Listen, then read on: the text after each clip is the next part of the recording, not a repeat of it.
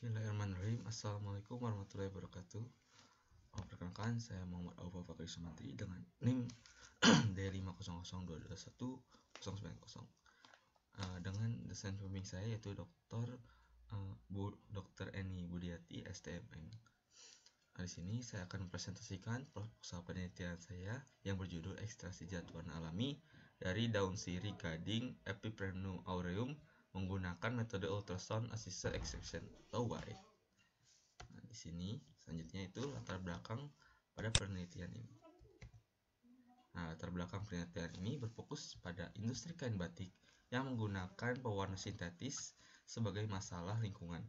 Pewarna sintetis ini menghasilkan limbah yang mencemari air, serta dapat menyebabkan kerusakan ekosistem dan juga masalah kesehatan pada manusia.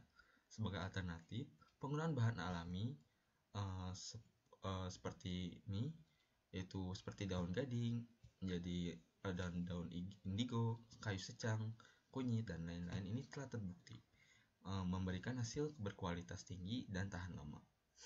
Dalam upaya meningkatkan efisiensi dan kualitas ekstraksi senyawa pewarna alami ini dari bahan alami, digunakan metode ultrasound assisted extraction atau metode UAE.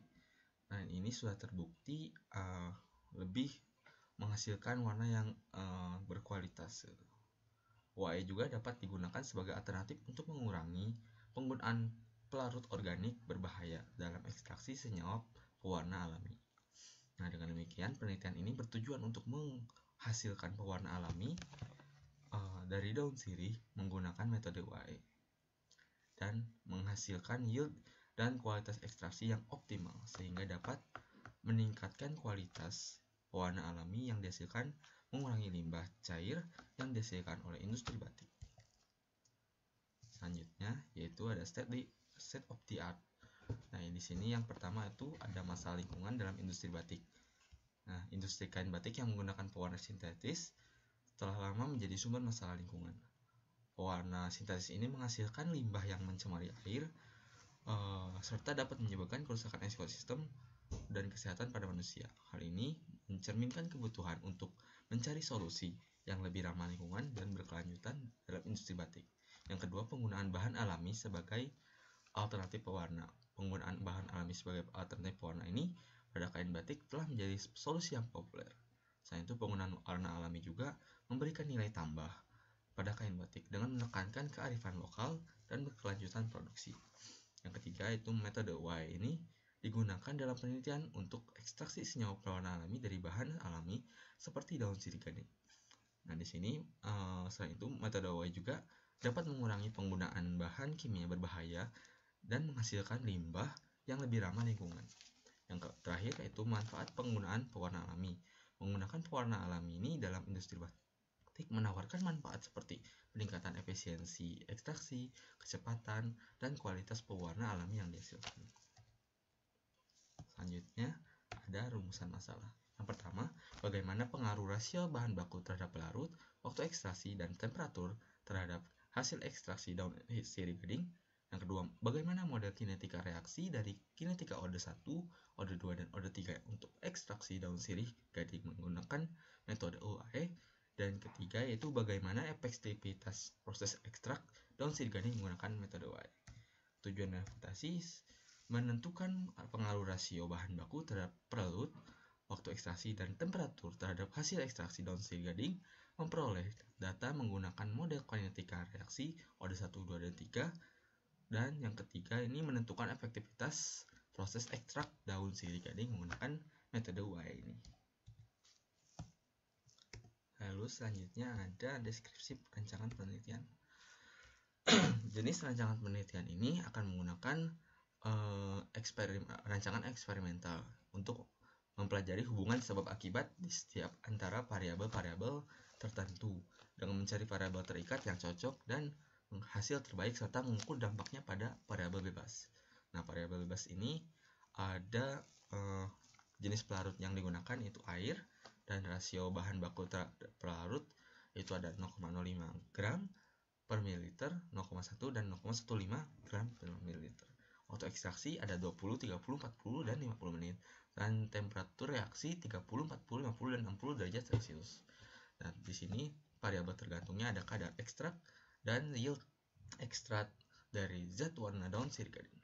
Dan variabel kontrol yaitu suhu oven 50 derajat Celcius dan waktu oven 4 jam serta frekuensi Y yang digunakan yaitu 40 kHz.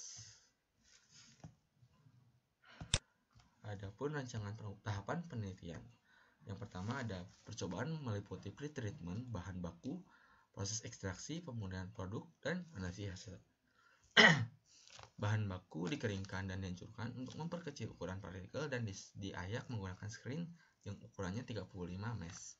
Selanjutnya mengekstraksi daun sirih gading menggunakan air sebagai pelarut atau mungkin bisa digunakan aqueous juga. Nah, Y ini digunakan sebagai metode ekstraksi. Metode ini dilakukan di bawah reflux dengan menempatkan labu beralas datar di dalam rendaman ultrasonik berisi air. Proses reflux dilengkapi dengan kondensor yang berfungsi sebagai sistem pendingin mengurangi kehilangan uap pelarut. Nah, dan selanjutnya beberapa variabel proses ekstraksi dievaluasi dan didapatkan data. Hasil ekstraksi yang diisikan dalam botol kemudian dimurnikan. Hasil ini dikontrol kualitasnya dengan reagen kimia, uji GCMS, dan uji spektrofotometer UV visible. Selanjutnya ada langkah-langkah dalam pengambilan data. Yang pertama yaitu ada pretreatment bahan baku. Nah, di sini data yang diambil meliputi proses pengeringan dan penghancuran bahan baku serta pengecilan ukuran partikel dalam pengayakan di screen ukuran 35 mesh. Nah, lalu yang kedua ekstraksi menggunakan UAE. Nah, selama proses ekstraksi ini data yang diambil meliputi variabel-variabel proses ekstraksi yang dievaluasi. Yang ketiga kemudian hasil ekstraksi. Pada tahap pemurnian ini data yang perlu diambil meliputi metode pemurnian yang digunakan dan efisiensi pemurnian yang dicapai. Lalu yang keempat, pengujian kadar klorofil menggunakan UV vis. Nah, selama pengujian kadar klorofil, data yang diambil itu absorbansi cahaya pada panjang gelombang yang spesifik. Yang terakhir ada pengujian menggunakan GCMS. Ini data yang diambil hasil analisis komposisi senyawa-senyawa pewarna alami dalam ekstrak. Nah, data ini mencakup tentang jenis senyawa, keberadaan, dan jumlah relatif dari setiap senyawa pewarna alami yang diekstraksi. Selanjutnya ada metode analisis data, yaitu dilakukan analisis menggunakan hasil pengujian UV vis dan GCMS dengan membuat kurva kalibrasi menggunakan larutan standar klorofil dengan berbagai konsentrasi.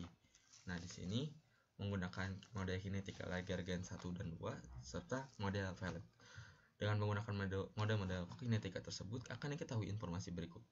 Yang pertama, ada faktor yang mempengaruhi kadar total zat klorofil. Yang kedua, yield terbaik dari variasi jenis pelarut, suhu, waktu, dan frekuensi yang digunakan dalam proses ekstraksi. Yang ketiga, model kinetika yang digunakan cocok dalam hasil ekstraksi daun sirih gading. Selanjutnya ada risk assessment. Dalam pengambilan data di laboratorium industri ini terdapat beberapa faktor risiko yang perlu diperhatikan agar dapat mengurangi risiko hal-hal yang tidak diinginkan. Yang pertama, keamanan. Risiko keamanan dapat muncul dalam bentuk bahaya fisik, kimia, atau biologis. Misalnya bahan kimia yang berbahaya atau bahan berpotensi meledak yang digunakan dalam proses ekstraksi dan pemurnian. Nah, kedua, pencemaran lingkungan. Proses ekstraksi ini dapat menghasilkan limbah atau zat berbahaya tidak yang dapat mencemari lingkungan. Risiko ini perlu dikelola dengan memastikan penggunaan bahan baku kimia yang aman. Yang ketiga yaitu risiko kesehatan. Penggunaan bahan kimia tertentu dalam proses ekstraksi atau pemurnian dapat berpotensi menyebabkan risiko kesehatan bagi operator laboratorium atau pekerja industri.